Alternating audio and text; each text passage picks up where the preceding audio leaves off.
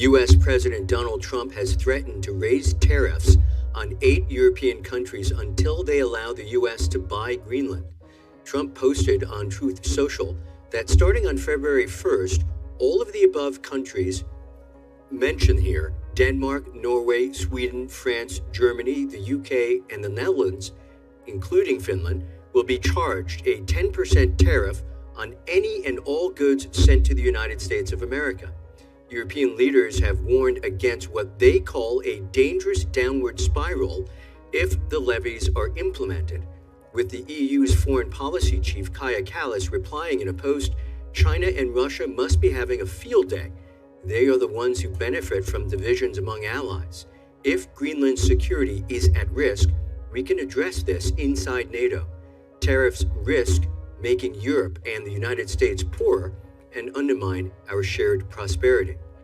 Meanwhile, thousands of people took to the streets in the Greenlandic and Danish capitals on Saturday against Trump's bid to take over the island. In a city of just 20,000 people, many of them were walking the streets of Nuuk, pushing back against US President Donald Trump's persistent campaign to take control of Greenland. We are not interested in being Americans. We are worried and just want to be ourselves and live our life here. And we want to keep it that way. Prime Minister Jens Frederik Nielsen joined the protesters singing Inuit songs and waving the national flag. Across the sea in Denmark, organisers said 20,000 people turned out to protest in Copenhagen. Protests were also held in several other cities. Right now, the children, they don't sleep at nights. People don't sleep at nights. Our family, our friends, everybody is anxious in Greenland right now. It's a shock to all of us that an American president can even get ideas like this. Trump claims he needs to take over the Danish autonomous territory for what he calls a matter of national security. He's now expanded his threats, posting online about potential 10% tariffs for 8 European countries, including Germany, who object to his ambitions. He said the tariff will be in place until the US can secure the, quote, complete and total purchase of Greenland. Trump's refusal to rule out taking it by military force has led to a diplomatic scramble and a renewed focus on the island's security from its NATO allies. An island that is staunchly trying to protect itself. DW correspondent Jack Parrick is joining us from Brussels now. Jack, how have the European countries targeted by these tariffs reacted? Yeah, quite strongly. It's important, firstly, to say that the reason those countries were targeted is that they were part of a group that sent a number of soldiers to Greenland in support of Denmark's insistence that the United States should not take it over. So it's a response to that. The French president, for instance, Emmanuel Macron, he said that no intimidation or threat will influence us, that threats are unacceptable and have no place in this context. The European Union, the president of the European Commission, combined with a statement with Antonio Costa, the EU Council President, so Ursula von der Leyen and Antonio Costa, released a joint statement saying tariffs would undermine transatlantic relations and risk a dangerous downward spiral. Now, that's the public statements, but behind closed doors, I've been on the phone to a number of EU officials over the last 16 hours or so since the statement was released, and one of them told me, who's directly involved in this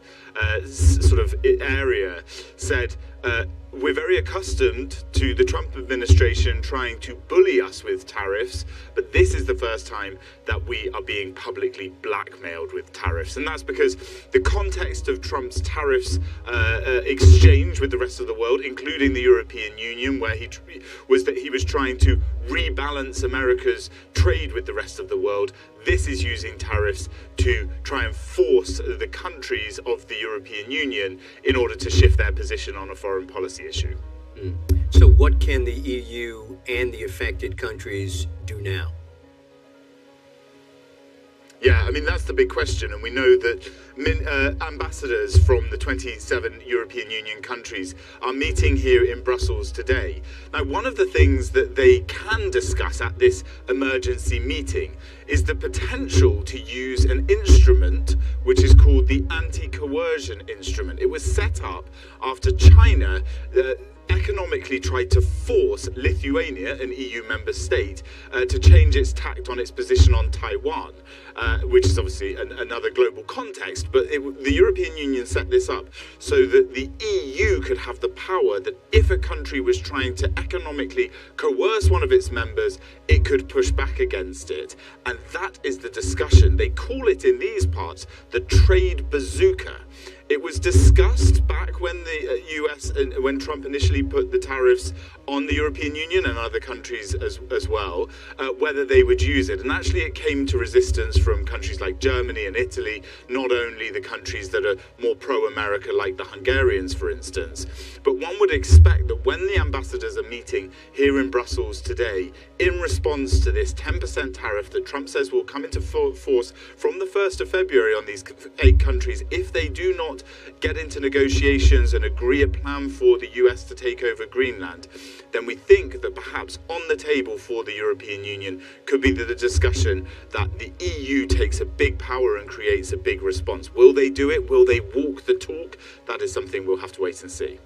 Jack, how is this going to affect the way the EU approaches global trade? Somewhat briefly, if you can. Well, yeah, well, interestingly, the European Union is in Latin America right now, Paraguay and Brazil, signing the Mercosur trade agreement with 5 Latin American countries, and that shows the EU is desperately trying to shift away from its dependence on the United States, shore up trade deals around the world. There's just one quick thing that I'd like to bring in here, which is very interesting. In the past 15 days or so since the beginning of the year, what we've seen is defense stocks and shares in European defense companies have soared. Investors expect that the European Union and the EU countries will invest in their own defense and wean themselves off American security.